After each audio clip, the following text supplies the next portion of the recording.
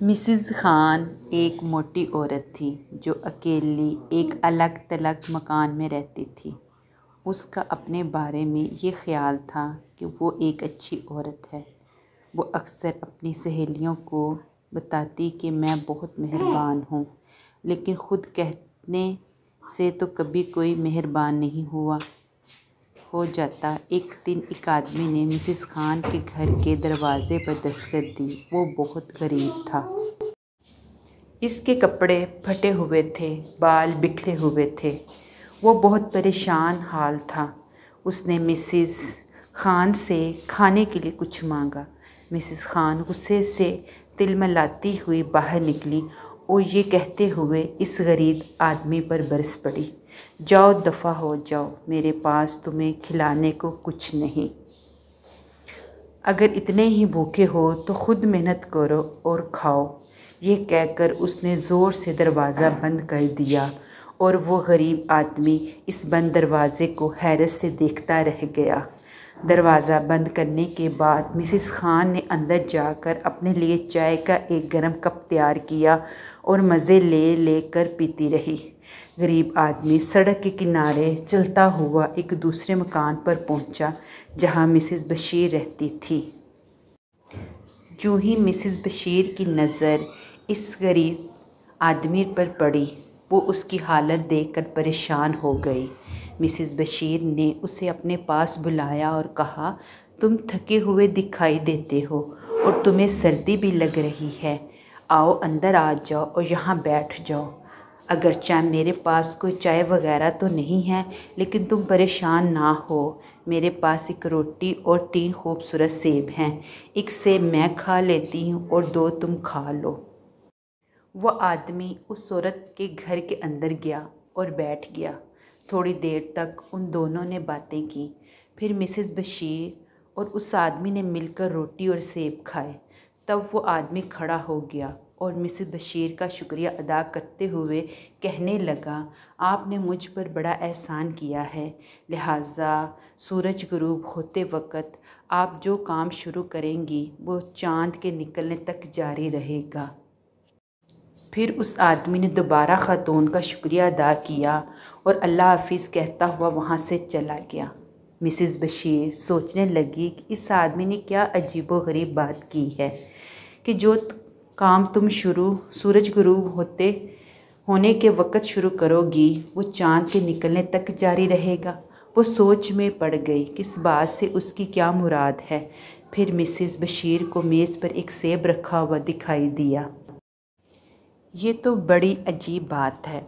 उसने टोकरी में सेब डाल दिया था, मगर ये फिर कहाँ से आ गया।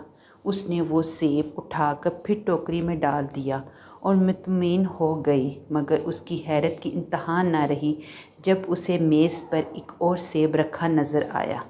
जब वो सेब टोकरी में डालती तो उसे मेज़ पर एक और मिल जाता। अब मिसेज़ बशीर समझ गई कि उस आदमी की बात का मतलब क्या था। वो टोकरी में सेब डालती रही यहाँ तक कि चाँद निकल आया और फिर मेज़ पर कोई सेब नज़र न आया। अब उसकी टोकरी सेबों से भर चुकी थी। दूसरे दिन उसने वो सेबों से भरी टोकरी बाज़ार में जाकर बेच दी। इस तरह उसके पास बहुत सी रकम आ गई। मिसेज़ बशीर की सहेली मिसेज़ खान ने, जिसने इस गरीब को धक्के देकर निकाल दिया था, उसने जब मिसेज़ बशीर की सेबों भरी टोकरी देखी तो हैरत उसकी आंखें खुल गईं। उसने मिसेज़ बशीर से पूछा, ये तमाम सेब तुमने कहाँ से लिए हैं? तुम्हारे घर में तो सेब का कोई दरख्त भी नहीं है। मिसेज़ बशीर ने उसे पूरा वाक़या सुनाया कि किस तरह उसने इस गरीब आदमी को खाने के लिए रोटी और सेब दिए थे और किस तरह उसने शुक्रिया अदा किया। मिसेज़ खान ने मिसेज़ बशीर से तो कुछ ना कहा, लेकिन अपने दिल में ये फ़ैसला कर लिया कि अब की बार वो आएगा तो उसको खूब खिलाऊंगी, खूब पिलाऊंगी। अगले दिन वो बूढ़ा दोबारा आया। मिसेज़ खान उसको देखकर खुशी से फूली न समाई। उसने बूढ़े आदमी से दरख्वास्त की, मेहरबानी करके मेरे घर के अंदर आएँ, मैं आपकी खातिर मदारत करूँगी। बूढ़ा घर के अंदर आ गया। मिसेस खान ने उससे पीने के लिए चाय और खाने के लिए बहुत से केक दिए। बूढ़े आदमी ने बहुत केक खाए और बहुत सी चाय पी। तब वो खड़ा हो गया और मिसेस खान का शुक्रिया अदा किया। मिसेस खान गौर से वो बातें सुनने के लिए इंतज़ार में थी जिनके बाद उसे अपनी मनपसंद चीज़ ढेरों मिल सकती थी। फिर बूढ़ा आदमी बोला, सूरज डूबने के वक़्त जब काम तुम शुरू करोगी वो चाँद निकलने तक करती रहोगी। ये कहने के बाद बूढ़े ने अल्लाह हाफ़िज़ कहा और चला गया। चुनांचे मिसेस खान के जहन में था कि सूरज गुरूब होने का वक़्त उसे क्या करना है, इसलिए उसने एक शिलिंग का सिक्का मेज़ पर रखा और कहा, जब सूरज गुरूब होना शुरू होगा तो मैं शिलिंग उठाकर बैग में रखूँगी और फिर चाँद के निकलने तक सिक्के उठाती और बैग में डालती रहूँगी, जबकि आज रात चाँद देर से निकलेगा। इस तरह सुबह से पहले मैं बहुत दौलतमंद हो जाऊँगी। आखिर सूरज गुरूब होने लगा और वो वक़्त आन पहुँचा जिसका मिसेस खान को बेचैनी से इंतज़ार था। सूरज गुरूब होने के करीब ही था कि मिसेस खान ने बेदहानी में तेज़ी से मुड़ी, जिसके नतीजे में वो मेज़ पर रखे हुए चाय से भरे बर्तन से टकरा गई और चाय फर्श पर गिर कर बहने लगी।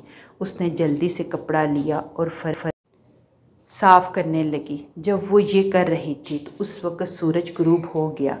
फिर क्या हुआ, वो बेचारी फर्श साफ़ करती रही यहाँ तक कि चाँद निकल आया और उस रात चाँद देर से निकला था। चुनांचे उसने लालच की खातिर बूढ़े की मदद की थी, इसलिए उसे अपने किए की सज़ा मिल गई।